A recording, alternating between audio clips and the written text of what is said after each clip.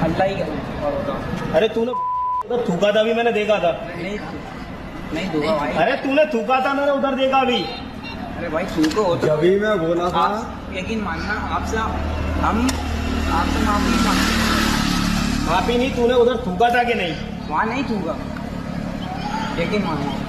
धर्म के नाम पर टारगेट करके लोगों पर अत्याचार के मामले अब दिन पर दिन लगातार बढ़ते ही जा रहे हैं। कभी बजरंग दल तो कभी हिंदू संगठन के लोग मिलकर दूसरे धर्म के लोगों को बेरहमी से पीट रहे हैं। ये ताजा मामला भी यूपी के फिरोजाबाद से सामने आया है, जहां 2 लड़कों द्वारा एक्टिवा पर जा रहे मुस्लिम लड़कों को रोका गया और बिना किसी सबूत के उन पर पानी में थूकने का आरोप लगाया गया। इस मुस्लिम लड़के का नाम सुरेब खान है, जिस पर थूकने का आरोप लगाया गया और फिर गंदी गंदी गालियां दी गई। ये इतना हंगामा इसीलिए क्योंकि सामने वाला शख्स मुस्लिम था। वीडियो में देखा गया कि ये शख्स एक्टिवा पर जा रहे इन दोनों लड़कों को रोकते हैं और फिर पानी में थूकने का आरोप लगाया गया, वो भी बिना किसी सबूत के। इस दौरान ये लड़के सुरेब खान को गंदी से गंदी गालियां देते रहे। सुरेब शांति से बात को सुलझाने की कोशिश करता रहा, बार बार अपने अल्लाह की कसम खाता रहा और कहता रहा कि उसने ऐसा नहीं किया है, लेकिन ये लड़के नहीं माने और लगातार उन दोनों को गालियां देते रहे। अल्लाह ही और अरे तूने उधर थूका था, अभी मैंने देखा था। नहीं दूंगा भाई। अरे तूने थूका था, मैंने उधर देखा अभी। अरे भाई थूको हो तो जब ही मैं बोला था। आप यकीन मानना, हम आपसे माफी मांगते। माफी नहीं, तूने उधर थूका था कि नहीं? वहाँ नहीं थूका, यकीन मानना। सिर्फ इतना ही नहीं, इसके बाद ये लड़के लगातार इन्हें टॉर्चर करते रहे। गालियों का लगातार इस्तेमाल होता रहा और फिर वीडियो में ये भी सुना गया कि मुसलमान हो तो अब यहाँ दिखना मत। क्या नाम है तेरा, ये बता, नाम पूरा बता। सुनैब खान मुसलमान है? अब इधर दोबारा मत आना, इतना ध्यान रखना। ये बयान सीधा सीधा संविधान और इंसानियत दोनों पर हमला है। जानकारी के मुताबिक जिस लड़के ने सुरेब को गालियां दी उसका नाम मोहित बताया जा रहा है।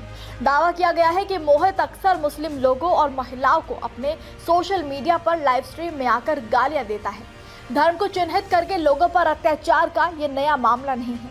एक और मामला यूपी के बरेली से सामने आया है, जहां कैफे में नर्सिंग कॉलेज में पढ़ने वाली एक छात्रा की बर्थडे पार्टी चल रही थी। लड़की के साथ उसी के कॉलेज के 10 दोस्त मौजूद थे। इसमें 6 छात्राएं और 4 छात्र शामिल थे। 4 छात्रों में 2 मुस्लिम लड़के भी थे। बजरंग दल के कार्यकर्ताओं को इसकी जानकारी मिली तो लाठी डंडों के साथ कैफे में पहुंच गए और लव जिहाद का आरोप लगाते हुए नारेबाजी शुरू कर दी। इस दौरान इन कार्यकर्ताओं ने मुस्लिम लड़कों को भी बेरहमी से पीटा और मौके पर पहुंची पुलिस भी लड़की के साथ अभद्रता करती नजर आई। बोलो जय श्री राम, जय श्री राम। हंगामे के बीच पार्टी देने वाली छात्रा ये कहती रही कि उसके सभी दोस्त एक साथ ही पढ़ते हैं, बर्थडे पार्टी के लिए इकट्ठा हुए थे। ये बर्थडे पार्टी थी और किसी तरह की कोई और आपत्तिजनक गतिविधि नहीं हो रही थी, जिसके बाद किसी तरह से मामले को शांत कराकर पुलिस द्वारा लड़की को उसके घर भेज दिया गया। और ये पूरा ड्रामा सिर्फ इसलिए किया गया क्योंकि हिंदू और मुस्लिम छात्र एक साथ पार्टी कर रहे थे। हैरानी होती है कि इस मॉडर्न एरा में हिंदू संगठन की सोच दिन पर दिन कितनी पिछड़ती जा रही है।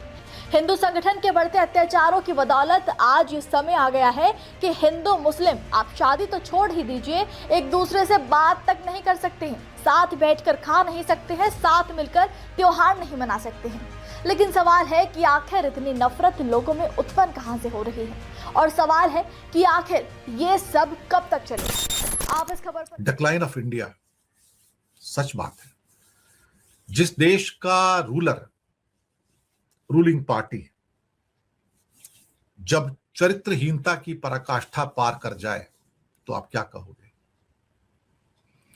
बीजेपी एक पार्टी के तौर पर अब क्रिमिनल्स पार्टी नजर आती है, माफिया पार्टी नजर आती है, अंडरवर्ल्ड की पार्टी नजर आती है, जिसे देश प्रेम से कुछ लेना देना नहीं है, सिर्फ सत्ता की हवस है और उसे पाने के लिए किसी भी किस्म के वहशीपन तक वो अपनाने को तैयार है।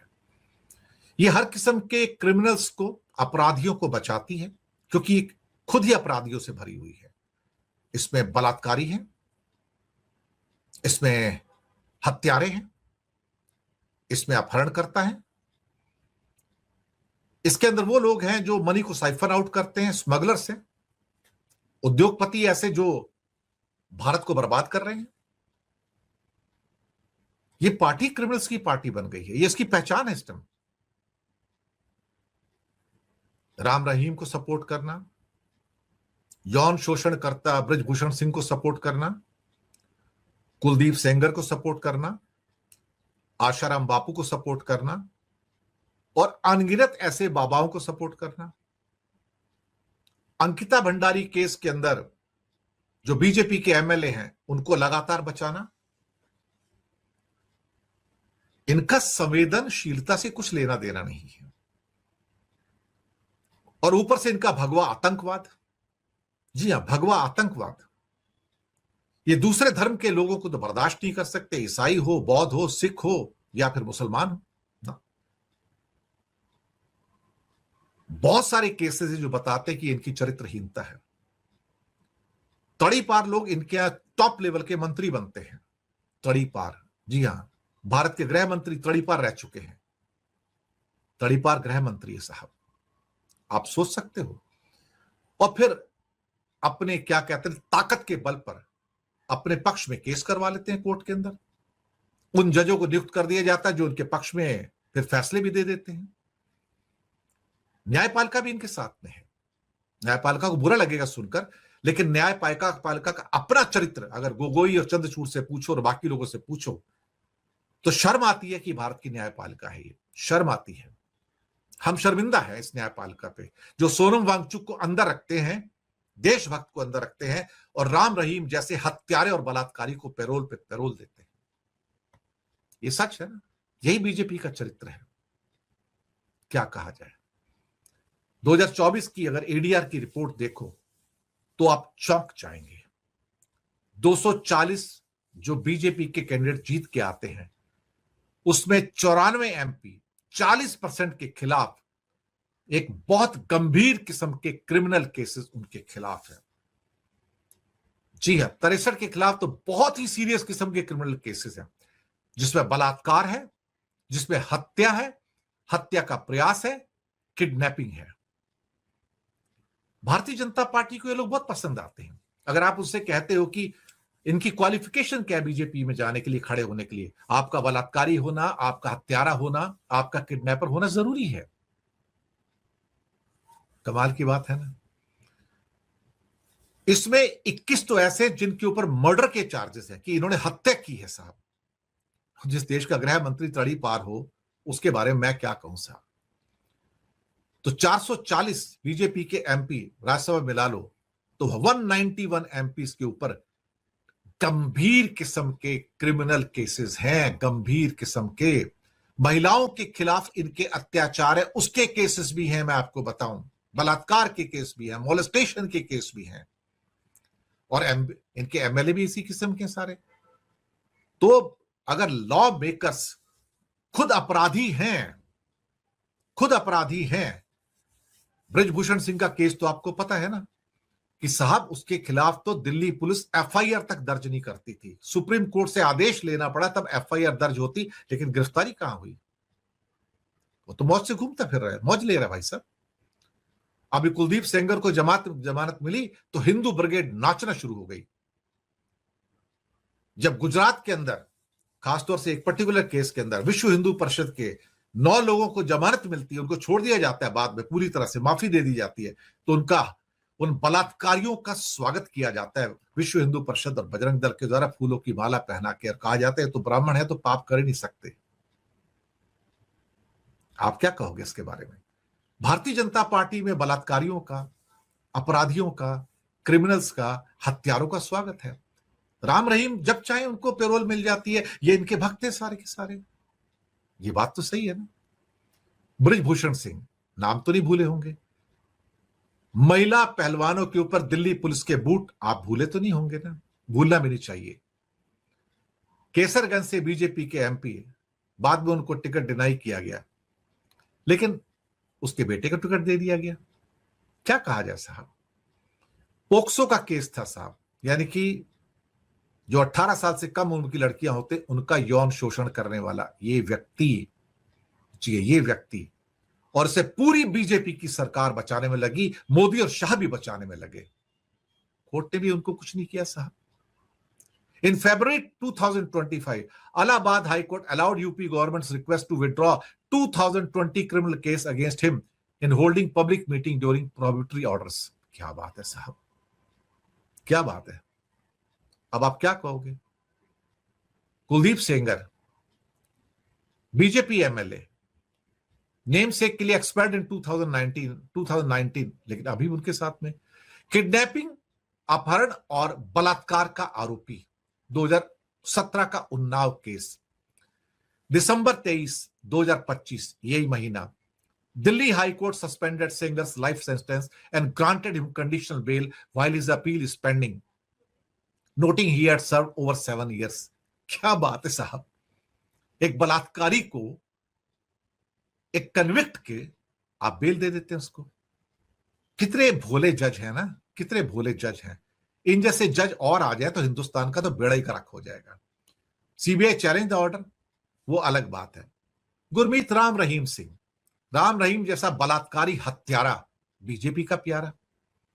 मैंने कहा बीजेपी चरित्रहीनता की नई मिसालें पैदा करती है, उसको हमेशा पैरोल मिलती है।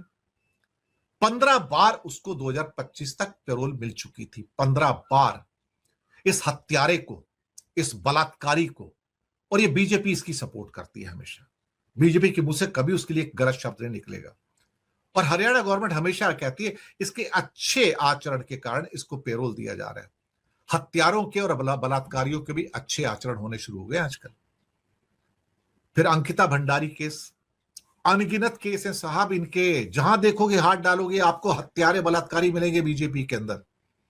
अंकिता भंडारी केस, यहां पर भारतीय जनता पार्टी के हाई प्रोफाइल लोग इन्वॉल्व हैं। Late 2025 Urmila Sanawar, wife of former BJP MLA, एक वीडियो रिलीज होता है। Dushyant Kumar Gautam, senior BJP national general secretary in Uttarakhand party in charge, was the VIP guest for whom Ankita was allegedly pressured to provide special service, it means sexual favor देने की बात करती before her murder in 2022। फिर वहां पर उसके जो एविडेंस होते हैं उसको डिस्ट्रॉय किया जाता है। और बीजेपी की उत्तराखंड सरकार ये सारे बीजेपी के नेताओं को बचाने की कोशिश करती आई है, अब तक बचाने की कोशिश करती आई है। नैतिकता, धर्म और संस्कारों की बात करने वाली ये पार्टी एक्चुअली अधर्म और पाप की साथी है। ये सारी शक्तियां जो आसुरी शक्तियां होती है वो उनके अंदर है। यहां कोई अमृत वाली शक्ति नहीं है, देवीय शक्ति नहीं है। और बीजेपी का जो फिर वही एक स्टैंडर्ड रिस्पॉन्स, ये हमारी छवि को नष्ट करने के लिए उन्होंने नकली इस किस्म के एविडेंस गढ़ लिए हैं। मुझे लगता है कि कुछ ना कुछ ये जो पार्टी है इस टाइम, मैंने कहा माफिया और गैंग, जैसे गैंग वॉर टाइप की पार्टी होती है ना, उस टाइप की है ये। इससे ज्यादा और क्या कहा जाएगा। और उसमें Pulkit Arya, son of the expert BJP leader Vinod Arya, वो भी तो इन्वॉल्व थे अंकिता केस में। लेकिन क्या कोई सुनने को तैयार है यहां पर? क्या कोई सुनने को तैयार है? Pushkar Singh Dhami, chief minister Uttarakhand, faced criticism for the SIT investigation and resort demolition. आप क्या कहोगे? क्या कहोगे अल्टीमेटली? ये तो कुछ केसेस मैंने आपको गिनाए हैं यहां पर, कुछ। ये पूरी पार्टी ऐसी है, मैं आपको बताऊं। और आखिर से जो इनका कम्युनल जो चरित्र है, हिंदू मुस्लिम करके अपने आप को राष्ट्रवादी, रामवादी बताकर ये अपने आप को धर्म का प्रतीक बताने की कोशिश करते हैं। जो आदमी सुबह से लेकर शाम तक झूठ बोलता हो, जिस देश का प्रधानमंत्री, वो भी तो RSS की इसी पाप की गंगा में से निकला हुआ है ना। झूठ बोल बोल के पॉलिटिकल कैरियर बनाता है। सुबह से लेकर शाम तक षड्यंत्र रचे जाते हैं पीएमओ हाउस के अंदर कि दूसरों को कैसे नेस्तनाबूद किया जाए, सत्ता को कैसे पाया जाए। मैंने कहा ना, तड़ी पार होम मिनिस्टर बन जाते हैं। ये नया भारत है ना, नया भारत है। यहां पर 4th क्लास पास के सामने पढ़े लिखे लोग नतमस्तक होते हैं। बदकिस्मती इस मुल्क की कि यहां पढ़े लिखे लोग ही हमें मारते हैं। वही इस देश का श्राप है। ये पढ़े लिखे लोग ही जो अधिकतर हैं वो इस देश के लिए कलंक बन जाते हैं, चाहे वो कहीं भी काम करते हों। इनमें वैज्ञानिक भी हैं, इनमें ब्यूरोक्रेट्स भी हैं, इसमें आर्मी वाले भी हैं, इसमें जजेस भी हैं। और ये सब 4th क्लास पास को सलाम करते हैं। ये देश है, धर्मशाला है साहब। We are a banana republic. यहां नैतिकता और धर्म गए तेल लेने। BJP is a party full of criminals और चरित्रहीनता ही इनकी पहचान है। राम रहीम इनके आइडल हैं साहब, राम रहीम, ब्रजभूषण सिंह, ये इनके आइडल हैं। अगर आपके पास भी कोई ऐसी क्वालिफिकेशन है, आप बलात्कारी हैं, हत्यारे हैं, अपहरणकर्ता हैं, जाइए बीजेपी के दरवाजे खुले हैं, ज्वाइन कर लीजिए। बीजेपी आपके लिए